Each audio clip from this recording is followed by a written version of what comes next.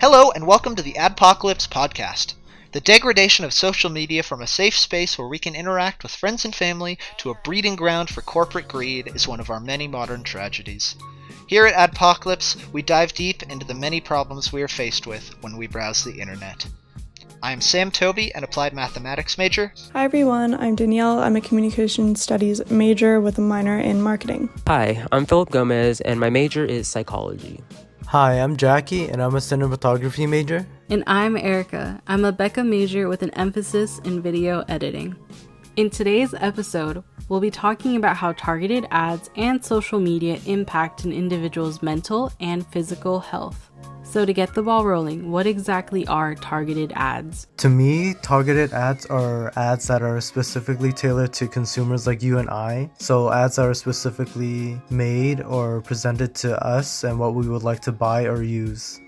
So according to IDG Advertising's website, targeted ads are a form of digital advertising where the advertisers direct their advertisements to an audience who convey certain traits. The traits are based on a user's location, demographic, interest, and behavior on social media. They also explain that the data is collected through the social media users' interactions with posts, if they fill out their bio, if they like new pages, or if they check in at locations. And the more that you interact, the more likely you are to receive ads that pertain to your own interest. So what are some of the negative impacts that you've learned about targeted ads?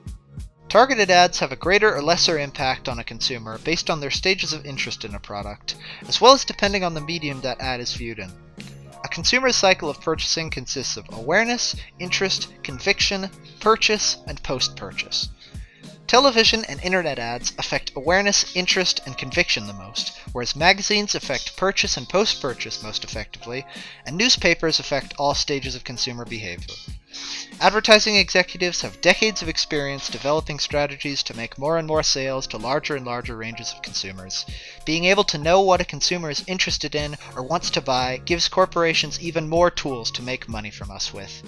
So something that I've noticed these past few years is that there has been an increase of advertising on social media platforms like Instagram or Twitter. And what I've learned from research is that companies have started to advertise more on social media platforms compared to the more traditional media outlets like magazines and newspapers. So the main reason why there has been an increase of advertising on social media platforms is because people rely more on using their smartphones to get news updates and see the latest trends in fashion, music, or anything else that you can think of. The growing popularity of social media platforms is why most brands are increasing ad spending towards social media. So because of the increase of smartphone usage, what is something that you guys have noticed about the influence that social media can have on people?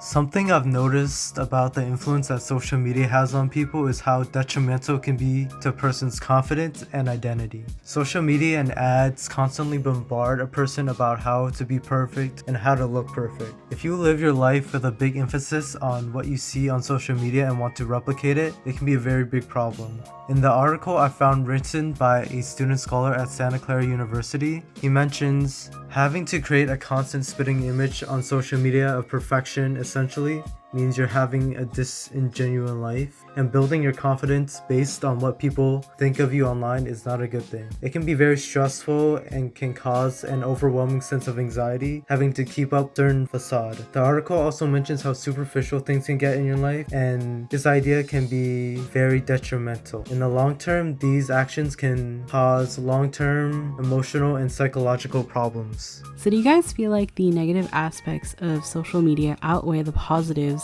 that are supposed to benefit people?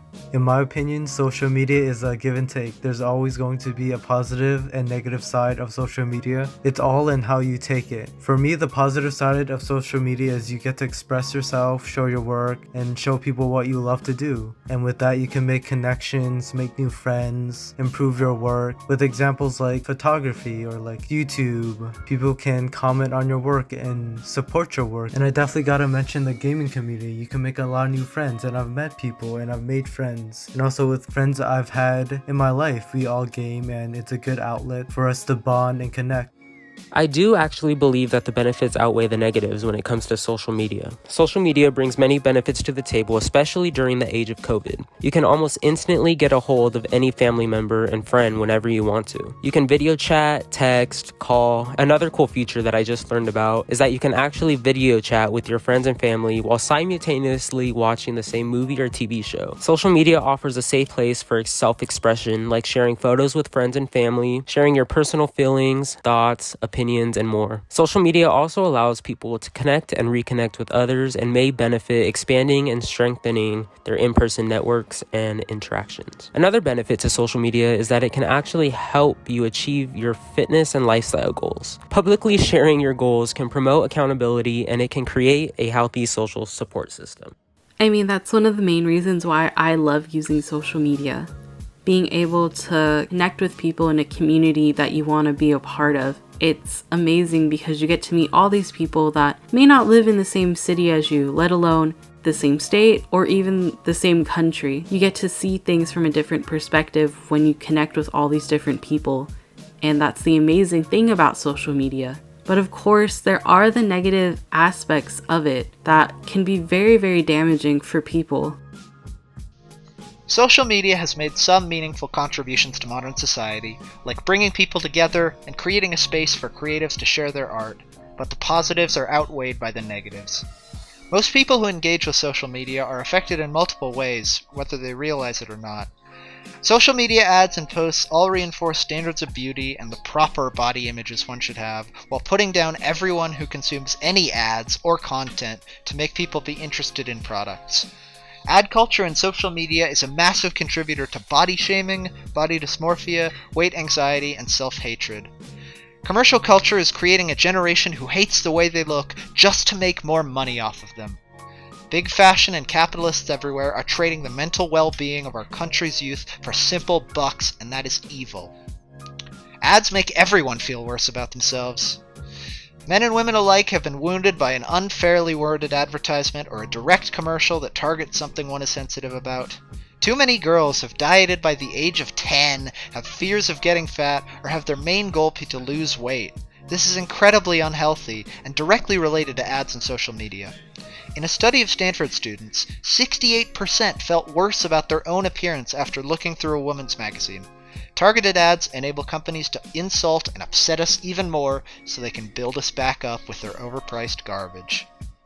Yeah, and a good example of how much social media platforms have such a large negative impact on users can be seen in the 2020 Netflix documentary, The Social Dilemma. Yeah, so the documentary, The Social Dilemma, actually talks a lot about how social media affects us. And it's pretty scary when you're hearing like former executives from companies like Google, Twitter, and Facebook who are saying, that they're really afraid of the long-term effects of social media. I remember it really stuck out to me that a lot of these executives have completely gone off of social media and deleted the apps from their phones and have said that they don't want their kids to use it, everything like that. And Danielle Hooverman, who was featured in the documentary, actually says that if you're not paying for the product, you are the product. And I think that really encapsulates what social media is as a whole, because you're on these apps where your data is being collected and it's being sold, and in turn you're being exposed to so much. And like you guys were saying, not everything you're being exposed to is good or positive for you, and a lot of the times, actually almost all the times, it's coming without warning.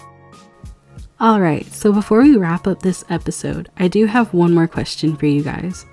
Do you guys think that if there were more laws and regulations for sharing data, that it would make much of a difference with the influence that advertisements do have on people? Yeah, I do think that it will make a difference because of how effective targeted ads are. Because if there are restrictions on sharing data, then the companies don't have the key ingredient for the advertisements anymore. And if the advertisements are no longer being catered to you, then I don't think anyone will buy the things that are advertised, and I know at least I wouldn't. Yes, I do think if there were more laws and regulations for sharing data, it would make a difference because then companies wouldn't have the ability to create targeted ads. But I feel like if there were more laws and regulations on shared user data for targeted ads, platforms wouldn't be free, because if social media companies didn't have targeted ads, they wouldn't necessarily be making money off of people's interests in specific products. So they would need to make money in different ways. For example, ads that require you to pay, and in turn that app wouldn't display ads. I definitely think that there would be a difference in targeted ads if there were more laws and regulations. I agree though, ads make a lot of apps free.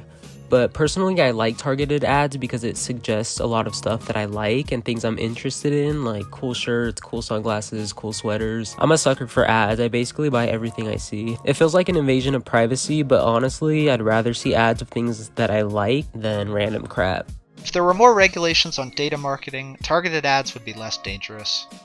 It's possible for companies to hear you say, "Oh, I hate my face today," from your Alexa, Siri, or other freely available spyware, and then send you an ad for a face bath, or makeup, or a new anti-acne cure that directly hits something you're interested in.